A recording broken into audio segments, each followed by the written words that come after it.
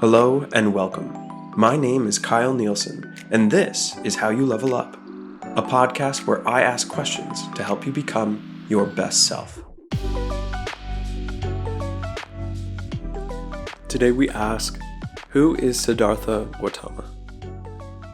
Siddhartha Gautama was born near the foothills of the Himalayas, modern-day Nepal, around 566 BCE, and died around 486 BCE. The exact year of his birth and death are uncertain, though it's widely accepted he lived until the ripe age of 80. His birth name, Siddhartha Gautama, is often translated as he who achieves his aim. Because it was so long ago, the stories of his early life have likely been embellished to a degree. How much is up for debate. He was of the Sakyas people, and his father, King Suddhodana, was the leader of the large Sakyas clan. His mother, Queen Maya, died shortly after his birth. It was prophesied by a sage that Siddhartha would either become a great emperor, a Kakavati, or a holy man, Sadhu, based on whether he saw life outside of the royal palace or not.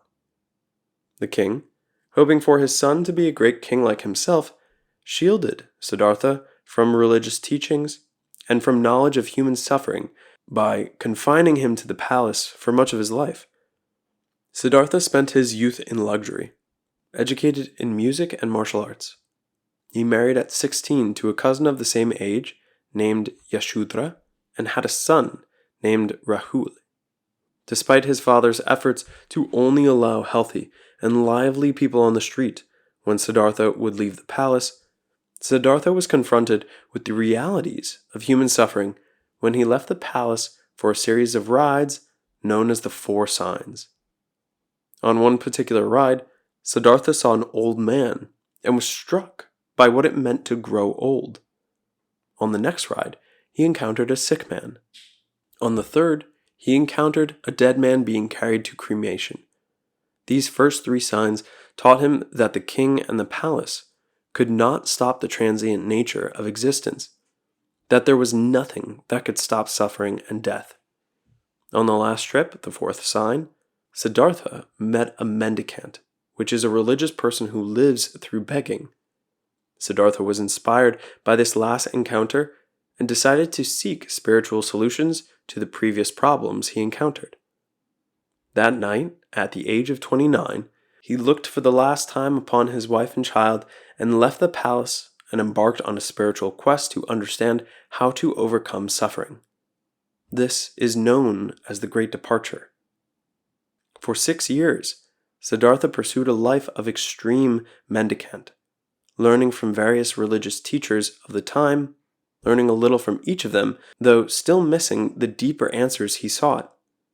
He then began to practice what is known as mindfulness meditation, and he finally resolved to sit under a bodhi tree and meditate until he found the truth.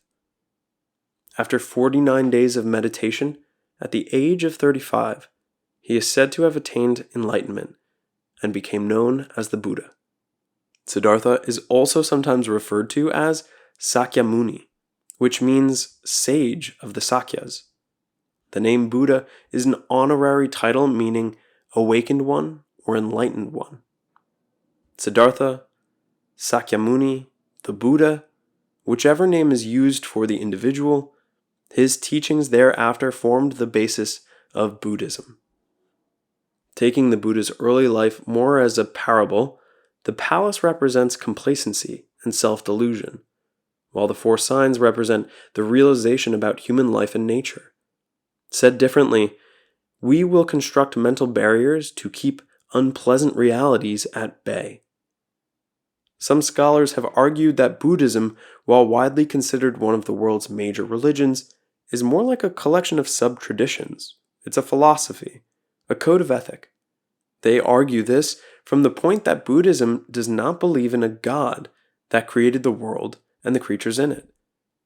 Buddha denies that such a God, capital G, exists, though Buddhism does believe in the supernatural, like spirits, and small g gods. The small g gods appear in Buddhism through different means. Some of these gods are characters and stories who live in a different realm than us and have problems of their own to deal with. They play no particular part of interfering with humanity. Other gods are referred to in rituals, leading to a more symbolic archetype than a creature who you can pray to and engage with. Westerners frequently attempt to superimpose the idea of Norse or Greek gods over the Buddhist gods, though they are not the same. Buddhism has been influencing human civilization for over 2,500 years, and it is practiced by millions of people worldwide, offering guidance on moral conduct, mindfulness, wisdom, and the alleviation of suffering. At the heart of Buddhism teachings, there are 4 noble truths, which serve as a framework for all of its philosophy. The first noble truth is the truth of suffering, dukkha. Life is fundamentally characterized by suffering, dissatisfaction, and discomfort. This suffering isn't merely physical pain, it also includes existential unease and dissatisfaction. This is by no means nihilism. It is just an acknowledgement of the reality we all face. The second noble truth is the truth of arising, samudaya. The cause of suffering, the first noble truth, is craving or desire, tanha. This craving is not only for physical pleasures, it is also for being something or non-being of something, which can lead to attachment and subsequent suffering. For this truth, the more we crave a thing, the more we desire an outcome, the more suffering we will endure. The third noble truth is the truth of cessation, nirodha. By eliminating this craving or desire, it's possible to end suffering. The state of cessation is known as nirvana. This truth is simple as a statement and ever so complex as an action. In order to practice this truth, pretend that you want something right now, something that you don't necessarily need and don't necessarily want. For example, pretend to want a particular type of pen, or a notebook that your friend or coworker has, a pair of shoes that someone you just saw walk past you. Feel yourself craving this thing. Make a note of this feeling inside of you. Does it feel good? Does it feel bad? Now tell yourself that you don't crave that thing, whatever that item was that you chose. Say to yourself, I don't want it, nor need it, nor desire it. I am whole without it. And when you do this, what do you feel now? If practiced authentically, the feeling of desire will fall away from you. It is a fascinating experience, and now imagine what it would be like to apply this practice to more complicated desires. The desire you have, which is the nice car, the nice house or apartment, the nice clothing you think you need, the status of a position, that surplus of money. The less that you crave things, the less suffering you will experience. The fourth and final noble truth is the truth of the path, the magga. The path that leads to the cessation of suffering is the Eightfold Path. The Eightfold Path is known as the middle way. It offers a balanced approach that avoids both indulgences in worldly desires and severe ascetic practices. An ascetic person is one who renounces material comforts and leads a life of severe self-discipline, especially as an act of religious devotion, like a hermit or a recluse. The Eightfold Path, the middle way, provides ethical and spiritual guidelines to develop wisdom, moral conduct, and mental discipline. The path is as follows: right view, right resolve, right speech, right action, right livelihood, right effort, right mindfulness, and right meditation. Right view could mean to accept the Buddha's teachings as fact. Right resolve could mean to make a commitment to develop. Right speech could mean to tell the truth and be thoughtful and sensitive. Right action could mean to abstain from wrongful behaviors, such as murder. Right livelihood could mean not engaging with things that cause harm to others. Right effort could mean gaining ownership and management over thoughts to cultivate a positive mind state. Right mindfulness could mean to cultivate constant awareness.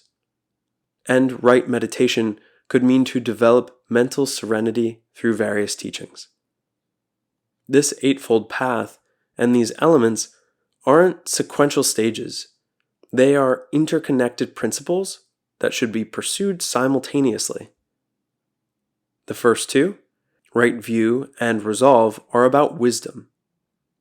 The next three, right speech, action, and livelihood, are about morality. And the last three, right effort, mindfulness, and meditation, are about meditation and concentration. We're going to return to Buddhism in a future episode to unpack more about this unique philosophy. And for today, perhaps tomorrow, consider these four noble truths. Consider the Eightfold Path. How might you identify some of the desires or cravings that you have? What would the Eightfold Path mean to you if practiced?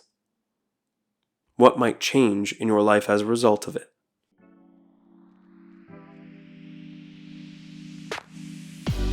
Thank you for listening to another episode.